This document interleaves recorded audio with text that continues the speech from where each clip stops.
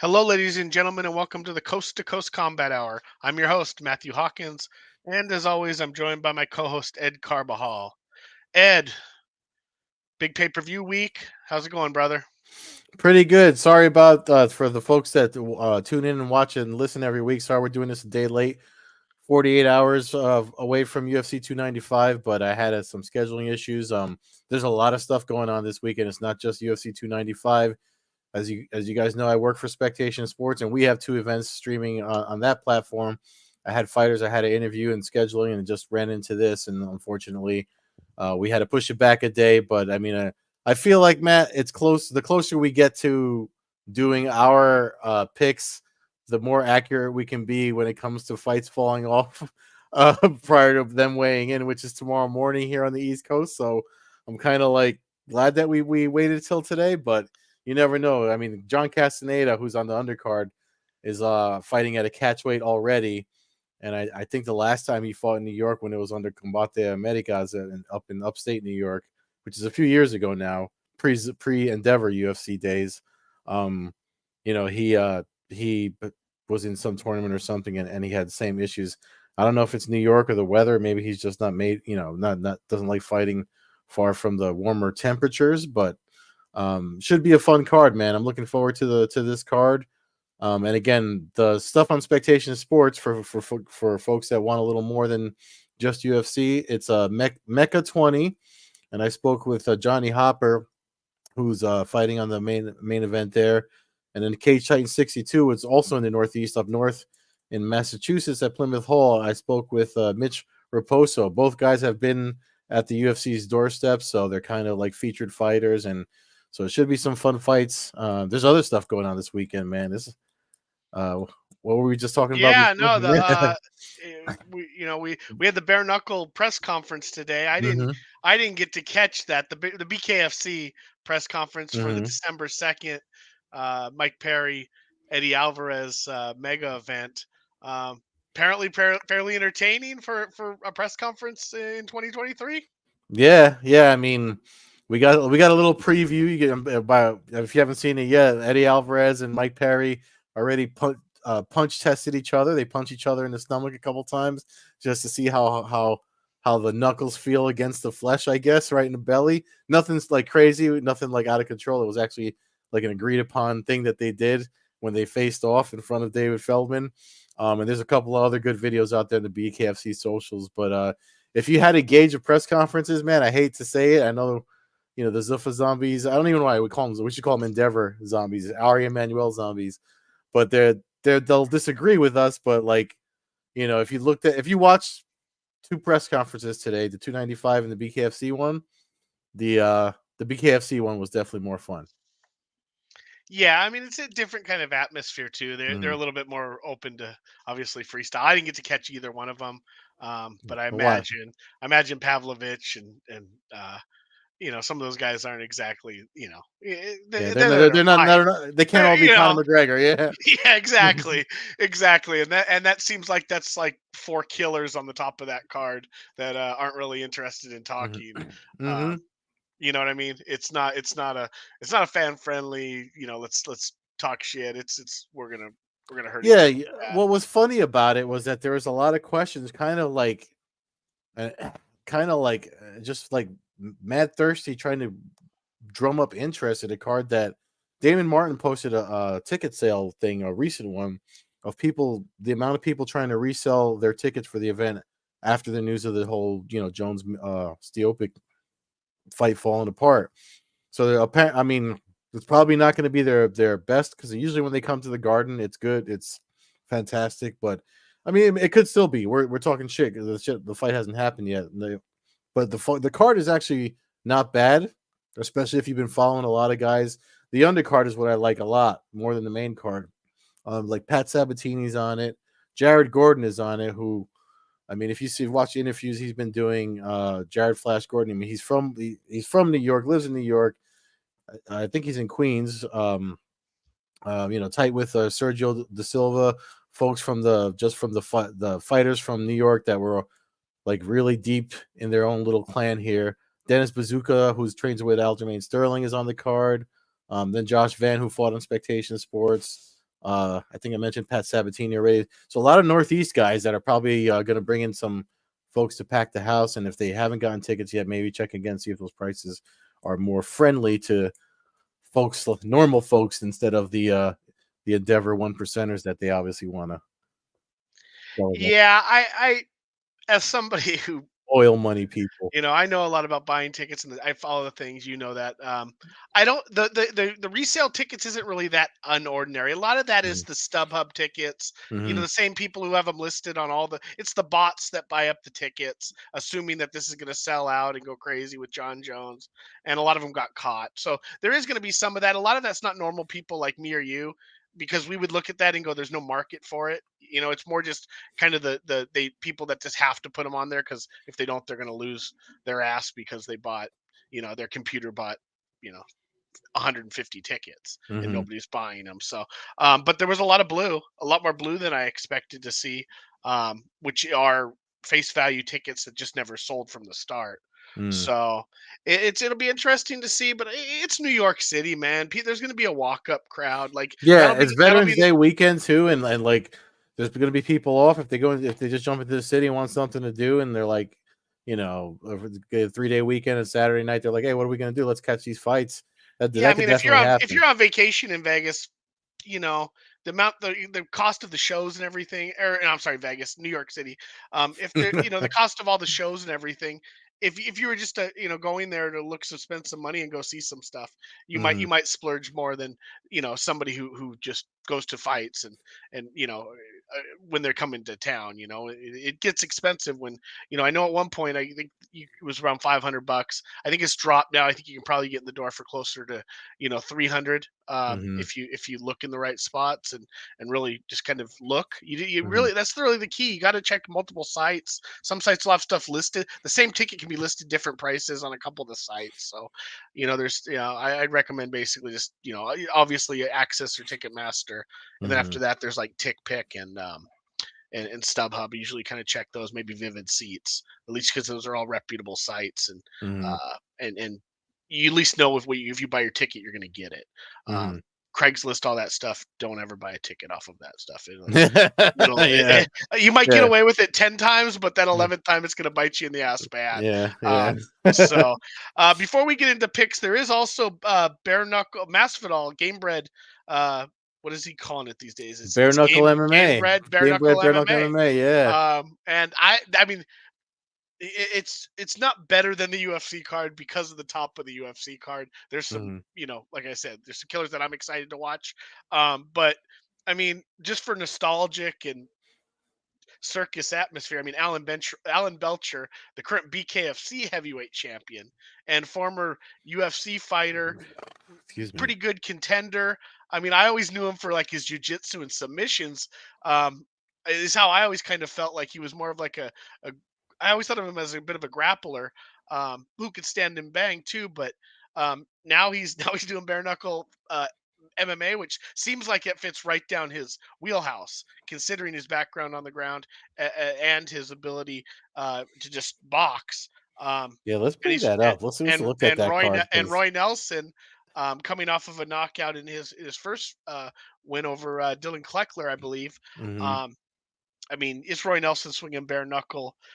Randy Costa, who's all action fighter, just out of the UFC, against Jason Yeah, Knight, fresh off the Ultimate Fighter, and a guy who just put on legendary fights in BKFC. yeah. So Uh, for folks that don't even like, if you're not really, if we haven't really, talked much about bare knuckle MMA. It's exactly what it sounds like. it's the It's unified rules MMA. with bare knuckle. Yeah, with no There gloves on. it's not soccer kicks, it's not knees to the head. Right now, it's the same rules as UFC, but they Yeah, just have bare knuckles. So, yes, there's more blood, yes, there's more cuts, yeah, there'd be some more hand injuries, but it's and it's I it's watched the it's how last MMA two. started. It's Yeah, way closer to exactly. how MMA started. And Um, we didn't mention it, but it's going to be on YouTube for free tomorrow night. So if you've got an internet connection and YouTube, there's no I mean, reason for you to not Curtis watch it. Millender. I mean, you've got some guys on here that are known Yeah, for, like, just Carl Semena Tafa. I don't know exactly how to say his name, but he, fought in yeah, Strike Force and Bellator, and uh, like they said, Curtis Millender, who was Yeah, on I a didn't, I huge didn't, win I streak didn't in the even know he was on this UFC at card. one Yeah, point, has headlined a bunch of other cards since Joe leaving. Penafiel. Oh, this is a good Yep, fight right Brandon here. This Davis. 140 pound. Wow, wow. Yeah, it's definitely one that Francisco Trinaldo. I mean, who looks like a knuckle. 28-9 out of the UFC.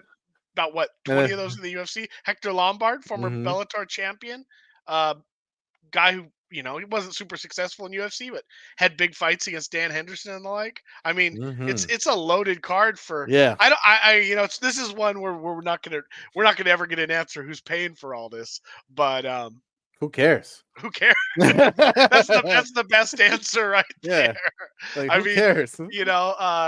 yeah. I mean, because we had Dos Santos and Verdun put on It's a probably the bloody UFC war paying last for it time. so they don't have that antitrust lawsuit nonsense bothering them later in April when they're having when the trial starts. But that's not we're not that kind of podcast. So Yeah, yeah. I do the we need Eric pace. McGracken to come on and break Yeah, that the down for us podcast dummies. stuff, the pot or the not the pot, the pay stuff is what Yeah, the percentage pay that they've given out. I mean, it's been criminal for a long, long time. yeah, So yeah. I don't if this goes to when it goes to jury, if it does, which it looks like it's going to now, there's going to be some fireworks down the line, and Goes to the trial. sport Yeah, the sport definitely could April 8th. goes to Mark your trial. calendars. Yeah, It's a jury trial though, right?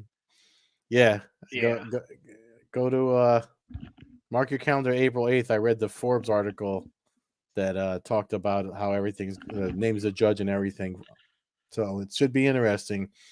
Um, and if anyone's following it and you want like footnotes, definitely follow Eric McGracken, Combat Sports Law himself, because he's got a lot of good information on not only on his website of the stuff that's been filed and all of that, and and Paul Gift was the one that wrote the article at Forbes that had the name of the judge and everything with the date. So I already put it in my calendar to just be mindful of it. So should be fun. Should be fun, but that's for 2024. And right now we're just worried about this weekend. So but yeah, I guess we should just jump into this card. Again, I mentioned all the local fighters. So and the good thing about it is let me bring the card up. The good thing about it is the fighters I mentioned, if you're, folks that have been following MMA in this area, where they have them placed on the card is actually really good because it's on the how they do the early prelims on Fight Pass, and then there's like the middle prelims that are on ESPN News for some reason, I guess because of baseball and all that stuff, that whatever the hell's going on now. They don't want to, ESPN still likes to bottom barrel the MMA when they can. But the Fight Pass portion, that's where Gordon and Mark Madsen are going to headline that portion of the card. So all the fighters I mentioned, Josh Van, John Castaneda, Dennis Bazooka, they're all on the Fight Pass portion. So you'll be able to watch it if you have a Fight Pass account and still support these guys that are part of the scene out here in the Northeast and in New York. Before they switch over to the regular prelims. Who has ESPN News? I mean, on ESPN Plus too, but I don't got that. I don't pay for that shit. So I'm having a beer, folks. So excuse me if I'm a little loose with my words. But Pat Sabatini versus Diego Lopez. That's the kickoff fight for the main card. Yeah, that's what I show is that Mm-hmm. the kicking off. Sorry, my dog's acting The up a pay-per-view tad in the portion. back here. Yeah, so Halo's having some beers too in hey, the back. yeah. She's excited about a 3-day weekend as well. Um, all right, so yeah, Pat Sabatini versus Diego Lopez. Um, I looking at this fight, I think I'm gonna go with Sabatini to win. Mm-hmm. I think I just think he's a better fighter. Obviously, he's got less losses on his record, but only a couple less fights though as well. I think he'll pick up a win. Like you said, he's from the region, so Yeah, CFFC guy, and yeah. yeah, so he's definitely somebody that I mean, knows if you're gonna try to guess of who I'm gonna be picking for while we do our picks, obviously if they're from around here, I'll be picking them. I'm definitely, I always fanboy out when the UFC comes to the Madison Square Garden for the local fighters, and Pat Sabatini is my pick as well.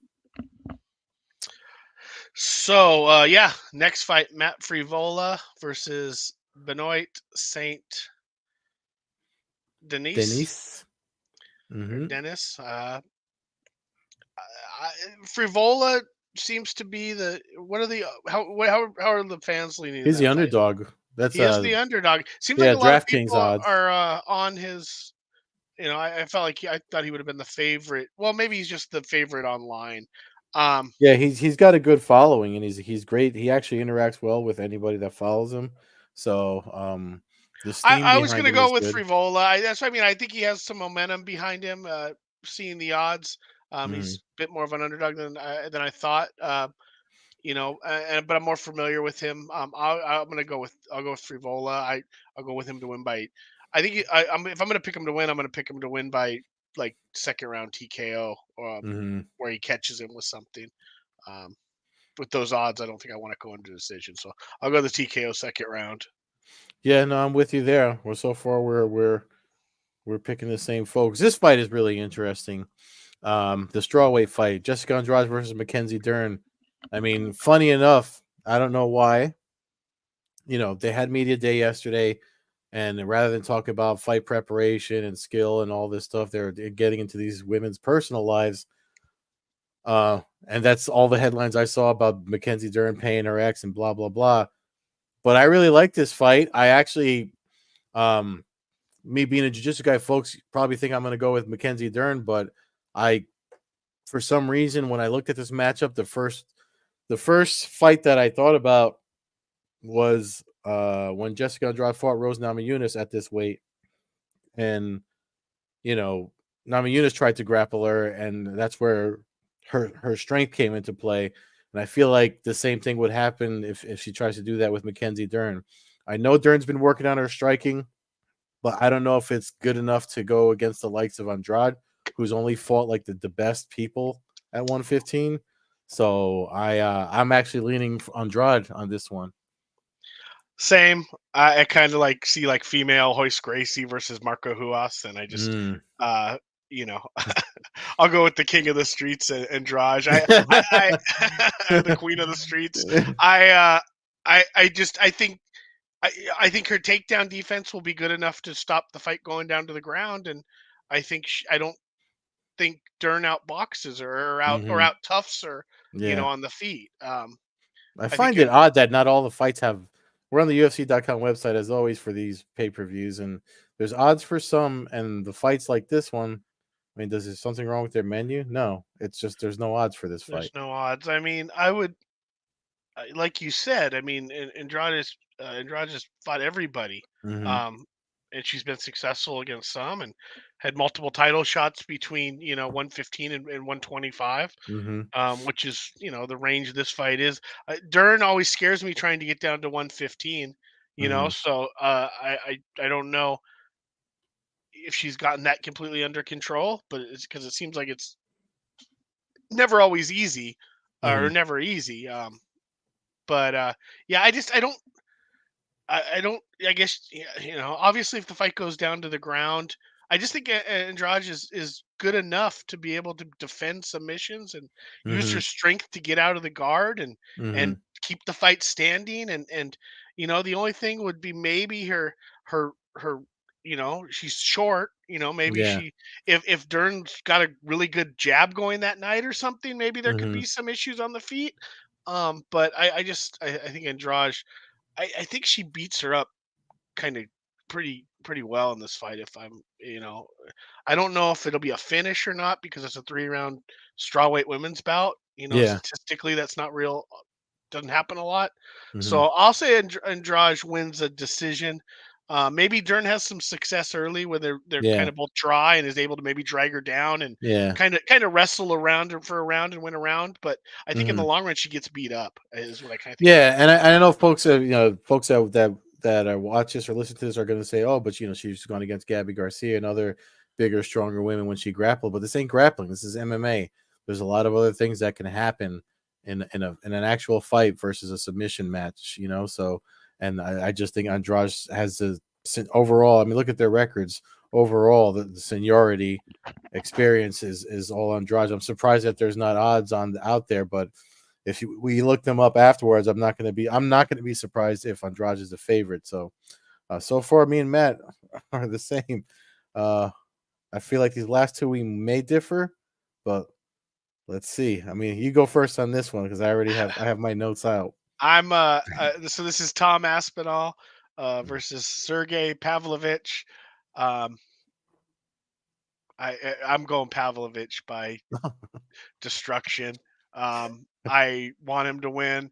Um, I know cheering for Russian anything is not popular these days, but I've said it a million times. Russian fighters are what really got me to think that think of these fighters as different people. They weren't just people that went to work and then showed up to fight. To me, these are like cyborgish people that were raised to kind of fight. And like, there's a mystery still for because it is Russia Hmm. and maybe that mystery steroids and a bunch of bad stuff. But I just the Red Devil fight team, Yeah, you know what I yeah, mean? yeah. But Oleg Tektarov, the Red Devil fight team, Yeah, Fedor, yeah. Team Fedor now, even with Nemkov and Hmm. Moldavsky and and Tokov and both Tokovs. I mean, I'm a fan of Russian Sambo MMA, and I like international fighters. I know Aspinall's international as well, but I like the Russian, Brazilian, Czech, kind of the odder countries that really haven't had a whole lot of. I mean, there's never really been. I mean, we you know. There's not like a true Russian champion, right? In UFC, I don't think there has been. I know, Dagestan and stuff, but not, Hmm. Yeah.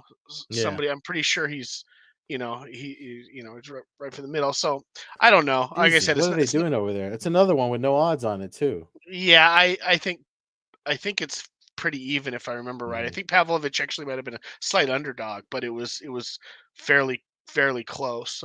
Yeah. Well, I mean, only But to add I it. think I think Pavlovich ends up taking him down, and Mhm. they end up in some kind of just clash, and he ends up on top and beats him up on the ground. I but either one of these guys winning, I'll be happy with. They're both Yeah. huge, good, exciting heavyweight fighters, which is something Yeah. you don't see Number very two and often. number four ranked guy. Yeah, it's definitely a fight like that's on. I think John Anik. That's one thing he alluded to towards the presser during the presser today when folks were kind of like trying to. I don't know if it's underselling or talk about it going under the radar, but I mean, you're not going to have two better heavyweight martial artists matching up than these two guys. So that's why I'm surprised that the what UFC website that hasn't posted odds for these certain fights, but they got so much money coming out their ass they don't give a shit if they screw anything up Yeah, anymore. I mean, I think anybody looking at the card after the changes has to realize Hmm. that it's a better card. I Yeah. mean, it's a better heavyweight fight than Jones Miocic. You just don't expect to pay the premium for the Hmm. names of it. You know what I mean? Yeah. It's not a disrespect to these fighters to go, well, man, maybe I'll take a refund on a Hmm. $700 ticket because that Yeah. ticket shouldn't have been $700 if this is the fights. It should have been Yeah. about half that is how the UFC would normally have it. So Yeah. it shouldn't be a disrespect, but this is a hell of a fight, man. Yeah, no, it's a I mean, great fight, and I'm with you on the Pavlovich. Actually, I thought you and I were going to go a different way on this one, but I mean, just to guess to everything you said, who he's fought, where he's fought before he got here says a lot about Pavlovich, and there's a reason why he's number two. I mean, he's 18 So and 1, and his only loss was to Alistair Overeem, yeah. in his UFC debut. So I mean, Hmm. that's at a time when Overeem was, still handling pretty damn good business inside the cage. So Hmm. that brings the old co-main event to the main event now. Yuri Prohaska and Alex Pahea. Pahea, the former middleweight champion, coming off of his loss no, coming off a win over Jan Blachowicz Hmm. at light heavyweight to earn this title fight, and Yuri Prohaska, who gave up his belt after defeating Glover Teixeira a couple years ago now. Man, this is a another one like to me like this. I fights like this remind me of Pride. Hmm. Like it doesn't always have to. You know what I That's a mean? good way Like to put it. like both of the top two fights remind me of Pride fights. Like it's two guys that are like international killers from the outside the United States because Hmm. that's obviously where we're based, but and that are just killers that are going to put on a show. I mean, I don't see how this turns into anything than different than Crow Cop versus Vanderlei Silva. I mean, it's going to somebody's going down hard. I Yeah. think Pahea's probably going to land something on Yuri just because Yuri tends to get hit. His fights are battles, and Mm-hmm. I don't think Pahea hasn't proven somebody to me that you can take one from. Mm. That's the difference. I don't until somebody just takes one of his shots and shakes it off. Uh-huh. Um, but pretty much when he lands that hook, like Yeah. he's put everybody I've seen so far to What's sleep. crazy, it doesn't look like he winds anything up either. It's just this. It's just so It's all precise just and so yeah, crisp. It's perfect. yeah. The way he throws his punches are perfect. And Prohaska's more of a freewheeling. He could land a spinning back elbow or something, and it wouldn't. Mm-hmm. I mean, it would shock me because it would make me jump out of my seat, but it wouldn't. Yeah, it'd be Like Tim, entertaining, but it. But I think if the fight goes into the fourth, fifth round, I think it mm-hmm. favors Yuri because he's been there more, and I think he's maybe more war. Somebody who's willing to.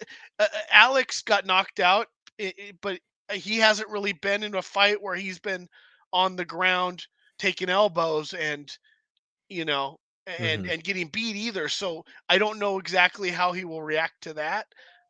If that were to happen in this fight, so there is a little bit of an unknown there, but I think it ends up on the feet.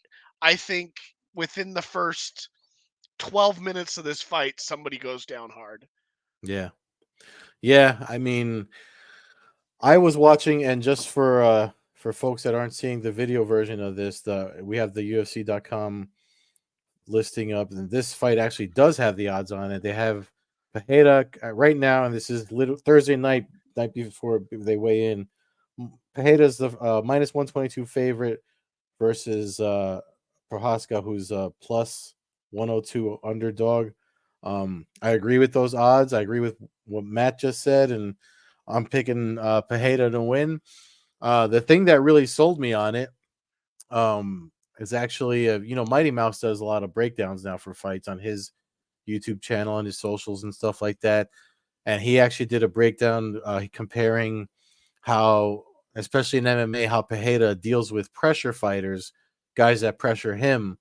And he used the Strickland fight as a big like kind of like uh, uh comparison for, and I wouldn't say Prohaska's fights like Strickland, but the commonality between them that Mighty Mouse pointed out was that there was their pressure and how he dealt with Strickland's pressure, and he can see how he can see Pereira doing the same thing. When he said that, especially if you don't watch Mighty Mouse Demetrius Johnson fights, he's a very cerebral fighter. He's someone that studies the game a lot, um, and not just for himself, but just as a fan of the sport and a growing martial artist. You're always a student. You can never learn everything. You're always learning something, and he always has that thirst for knowledge. So I 100% agree with him, and that's what sold me on picking Pereira for this fight. Yeah, So I it looks think. like we're all me and you are Yeah, we're even across the board. Do we want to pick a random a tiebreaker down here somewhere? Nah, Matt the Madsen. I'll take Madsen. Who are you taking in the oh in? for Gordon. Come on, you can't ask me that. Of course, I'm picking Jared Gordon. All right, well there you go. There's our tiebreaker. Jared Gordon, man, he's literally part of the city pizza crew. Like I said, that was him and Sergio De Silva were boys, and I'm not gonna pick against Oh, you got the the favorite anyway, so yeah. that'll be the tiebreaker for the event. But I'm super excited for this. This is 6 p.m. Eastern time. Prelims Mm-hmm. kick off on Saturday. The Game Bread Bare Knuckle tomorrow night, 7 o'clock Eastern prelim Mm-hmm. time. Yes, Um, sir. and that gets going quick. Lombard's like the third fight in that, so Yeah, I feel but bad that, I mean, like the Mecca and the Cage Titans card. I work for Spectation Sports, and I talk to those fighters, and I'm probably gonna wind up watching those fights on Sunday because all this is happening around the same time, and when the UFC's in my neck of the woods, I'm not gonna not watch it, so I always watch them anyway. yeah.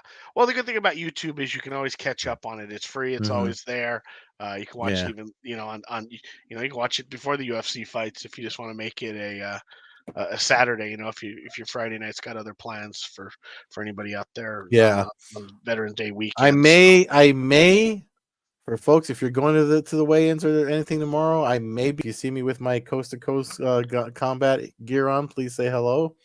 But it's a big maybe because there's a lot of stuff going on tomorrow. All right. Until then, fans can check out the show at Combat Hour on Twitter, Coast to Coast Combat Hour on Instagram. Follow me, Matthew Hawkins, at MMAHawk21 on Twitter and Instagram. Follow Ed at Carbazol on Twitter, Carbeerzol on Instagram, and Old Head Carb on Twitch. And that'll pretty much do it, folks. Enjoy your weekend, and enjoy the fights. We'll be back next week with another show of what's going on in the world of MMA. Yeah, and also happy Veterans Day to anybody that served. I mean, don't forget it's Veterans Day. Make sure you see a vet out there, you buy him a drink. There you go.